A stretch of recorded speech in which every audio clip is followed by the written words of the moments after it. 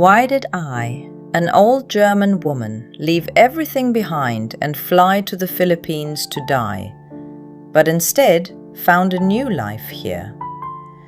My dear Filipinos, especially you, my beloved OFW, who are so far from home right now. You who work on giant ships in the middle of the ocean, who take care of the sick in distant hospitals in Europe and the Middle East, who build cities in Saudi Arabia and Singapore. I'm speaking straight to your hearts. I know your pain.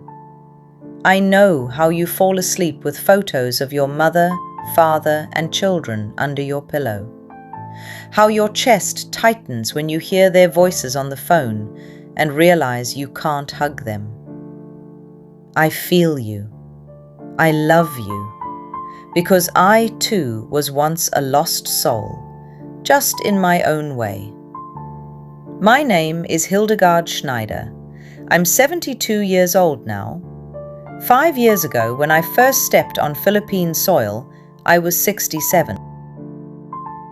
In Germany, everyone knew me as strict, neat Frau Schneider. Always on time, always in order, always in control. I lived in Munich almost my entire life. A beautiful city, yes. Clean streets, lovely parks, excellent organization. But over time I realized one terrible truth. Order can kill the soul.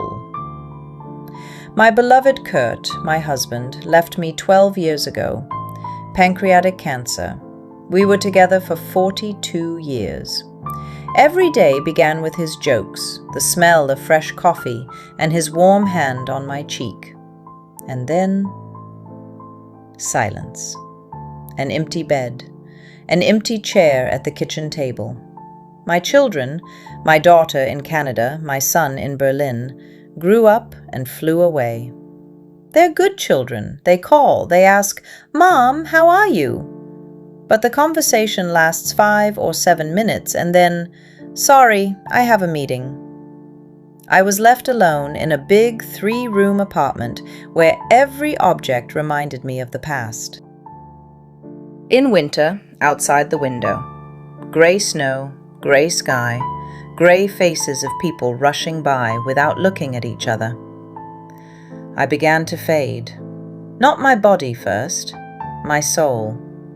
I would sit by the window for hours, staring at the bare trees and thinking, is this really the end? To quietly dissolve in the cold? Doctors prescribed pills for blood pressure, for insomnia, for anxiety. But no pills can cure loneliness. None. One January night, when it was -14 outside and the apartment was tomb silent, I stood up, walked to the window, and shouted into the emptiness, "Enough! I don't want to die here. Not in this cold. Not in this emptiness." The next day, I opened my computer. I started searching where I could live out my years decently on a German pension. Thailand, Vietnam, Portugal, Mexico. Then, completely by chance, I came across a video about the Philippines. An ordinary home video. A young foreigner walking on white sand in El Nido. Dark-eyed children with huge smiles running around. An old Filipina cooking something fragrant on the street. And one local guy looks straight into the camera with such a sincere, warm smile and says, "Welcome to the Philippines! Here you are family. You are not alone." I sat there and cried. Tears streamed down my face, because in that moment I felt it. This was what I had been missing my whole life. Not just the warmth of the sun, but the warmth of human hearts. From that day, I studied everything like a woman possessed. I read expat forums until late at night, watched YouTube videos, learned about the culture, the food, the typhoons, the kindness of the people. The more I learned, the stronger my heart beat. I understood, here I wouldn't just wait to die. Here I could live again, truly live. The decision matured in 2.5 weeks. I sold my apartment, sold almost all the furniture. I kept only a few old photos of Kurt, his favorite coffee grinder, and some warm clothes that, as it turned out later, I would never need here again. When I told my German friends, they were shocked. "Hildegard, have you lost your mind? At your age? To the Philippines?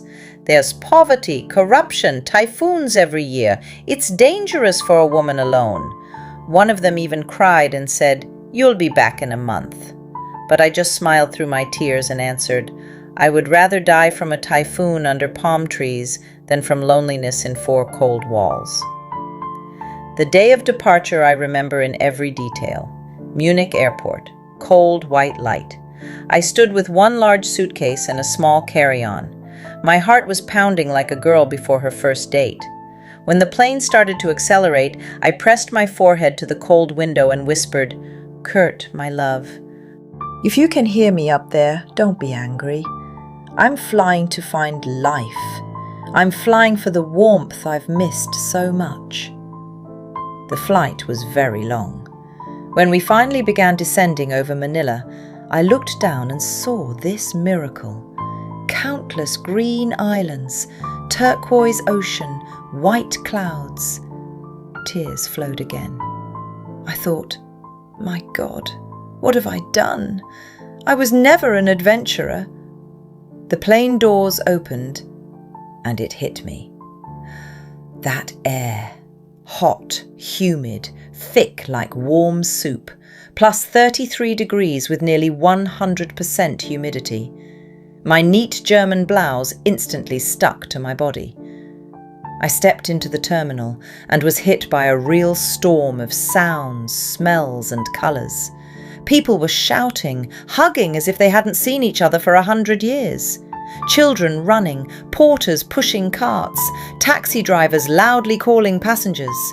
Smells of fried chicken, exhaust, tropical fruits, sea, sweat, sweet cigarette smoke. Everything mixed into one big, living, pulsating mass.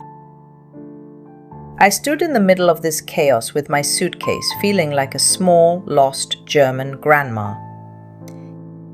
"Hildegard," I thought, "you always planned everything. You had order, schedule, control. And here is complete, absolute chaos."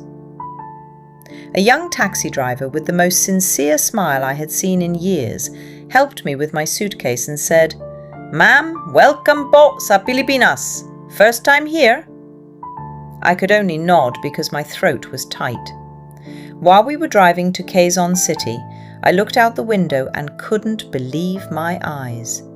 Endless traffic jams, bright jeepneys painted like Christmas trees, people riding on bus roofs, children selling water bottles at every traffic light, poor areas where houses were made of tin and plywood, and yet smiles everywhere. People waved, laughed, lived. That first evening in my small rented apartment, I sat on the bed, turned on the old air conditioner that barely worked, and burst into loud sobs. Outside, karaoke was blaring, dogs were barking, roosters crowing, someone laughing loudly. I thought, I made the biggest mistake of my life.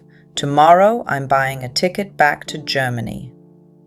But in the morning, I went outside. The sun was already warming, and the very first young market seller looked at me, smiled so warmly, and said, "Lola, kain po muna kayo. Try this," and handed me a juicy piece of ripe mango. In that moment, something inside me that had been frozen for many years trembled and began to melt. That was only part one, the hardest, the scariest.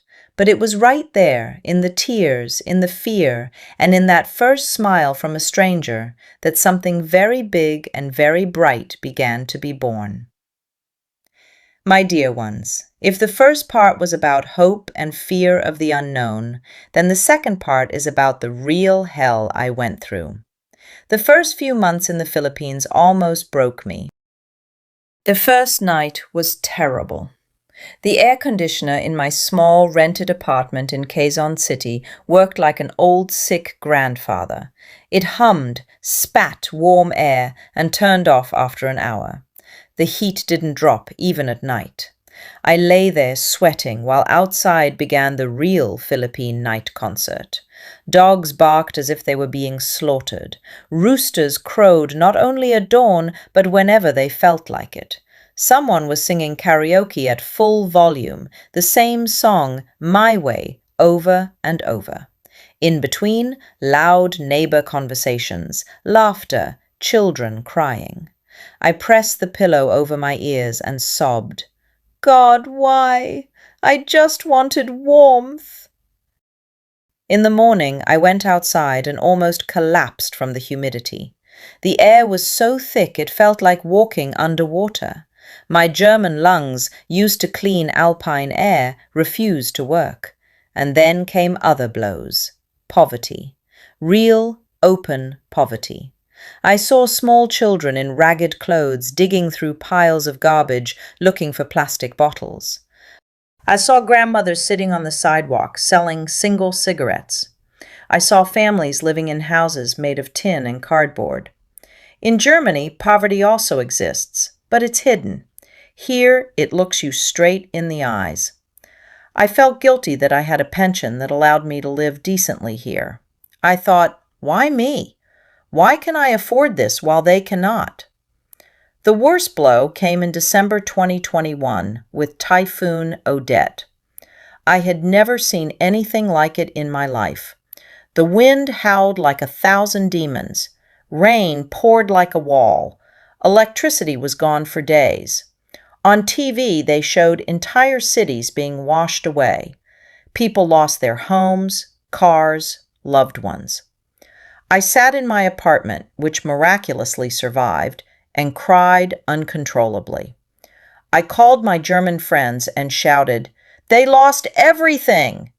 And the next day I see videos of these same people already helping each other clear the rubble and smiling. How? How do you do it? In Germany, if the snow is a little heavier than usual, the whole city is paralyzed and panic begins. Here, a real apocalypse, and people are already sharing their last food the next day and saying, "Kaya natin to," we can do this. The traffic shocked me. The first time I dared to ride a jeepney, I thought I would die of fear.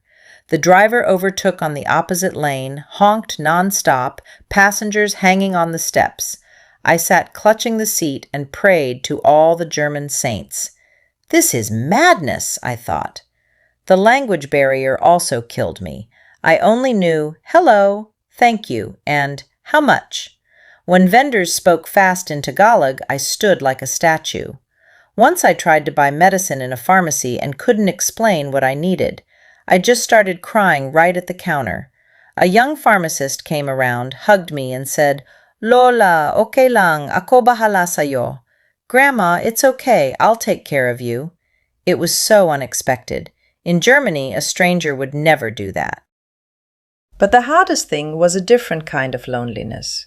In Germany, I was lonely among cold people. Here, I was lonely among very warm people I still didn't understand. I felt like a stranger, a white old woman in a world where everything was different. Food, smells, rhythm of life, humor. I often thought, maybe I should really go back? I was already almost ready. I even checked ticket prices. But it was during these hardest weeks that small miracles began to happen that slowly turned my soul around. My neighbor Auntie Anna, a simple woman who sold street food, started bringing me plates of hot sinigang or adobo saying, "Lola Hilda, kain ka muna, para hindi ka magutom." She saw I was thin and sad and just fed me. No money, no expectation of anything in return. The little children from the neighboring houses started calling me Lola Hilda and running after me when I went to the market. They grabbed my hand with their sticky palms and showed me their drawings. And I began to notice what I had never seen in Europe. Here, people look each other in the eyes. Here, they help not because it's proper, but because it's natural. Here, family is not just blood relatives, but the whole barangay. I still cried at night. I still cursed the heat, the noise, and the chaos. But inside, something was already changing. The ice that had covered my heart for many years began to slowly melt under the hot Philippine sun and the even hotter Philippine heart. It was hard, sometimes very scary and very painful.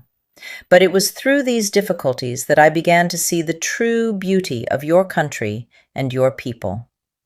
My dear OFW, when you miss home and think there are only problems there, know this. Those problems and the strength with which you solve them make you special. I, a German, went through this, and now I am proud to live among you. My dear ones, after all those tears, fears, and sleepless nights, the time came when the Philippines slowly, but very confidently, began to conquer my soul. It didn't happen in one day. It was like a long, gentle dawn after the darkest night. First, I was conquered by the food. Oh, how I laugh now, remembering how I wrinkled my nose at the smell of patis and bagoong in the first weeks. And then I fell in love.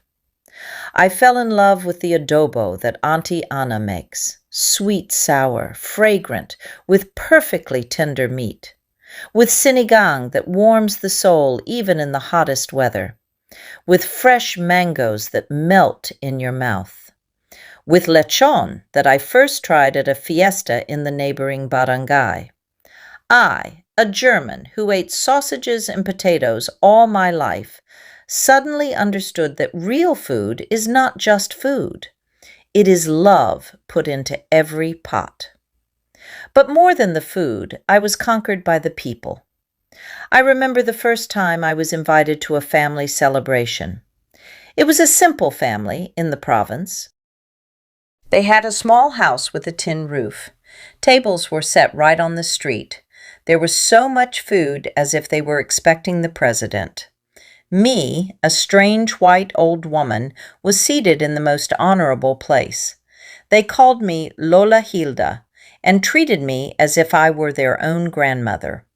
When I asked why they were so kind to a stranger, old Lola Maria took my hands in her calloused palms and said, "Dito sa Pilipinas, hindi ka estrangero, pamilya ka na." Here in the Philippines, you are not a stranger. You are already family. I cried right at the table, because in Germany, no one had called me family for many years. Then came the trips. I started traveling outside Manila, first to Bohol, those chocolate hills, tarsiers with huge eyes looking at you so wisely. Then to Cebu, the ocean screaming in all shades of blue. And then Palawan. When I first saw El Nido, I just stood on the beach and cried. White sand, crystal water, giant rocks. I walked into the water up to my waist, raised my hands to the sky and shouted, "Kurt, can you see this? I'm alive!" But the most important thing is not nature. Nature is beautiful everywhere. The most important thing is your attitude to life. I saw how you know how to enjoy the little things. How children who have almost no toys can play and laugh all day. How old people sit outside their houses, play dominoes or cards, and laugh so loudly as if they were 20 again. How neighbors help each other without any papers or contracts. How during difficulties you gather together, sing, pray, and support each other. In Germany, we are afraid of old age. Here, old age is honor. Me, a 67-year-old woman at the time, was respected simply because I had already lived a long life. Young people gave up their seats, helped carry bags, and asked, "Lola, Kumain ka na ba? Grandma, have you eaten yet? These simple words healed my soul better than any German medicine. I started learning Tagalog, at first funny and clumsy. But when I first said to a market vendor, "Magkano po ito?" and he smiled from ear to ear, it was a small victory. And when the children started teaching me songs and dances at the fiesta, it was already a big victory. Gradually, I understood the most important thing. You Filipinos possess what many rich nations do not have: real inner strength and the ability to love.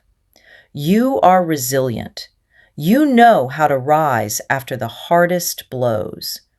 Typhoons, earthquakes, poverty, political problems, and you still smile, still sing, still dream and love your loved ones so much that you are ready to leave thousands of kilometers away to give them a better future.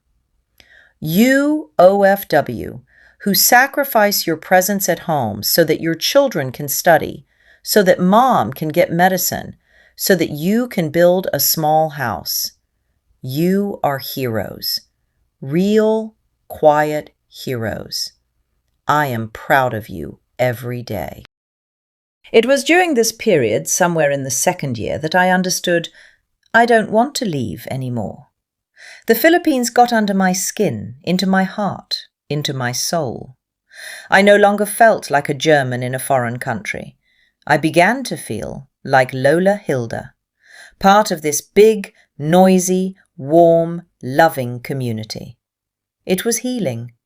Slow, sometimes painful, but real. The Philippines healed my soul, and I, in turn, fell in love with you with all my old German heart. My dear ones, if you are far away now and feeling sad, know that at home you are not just missed, you are loved, so deeply and so sincerely as you will rarely find anywhere else.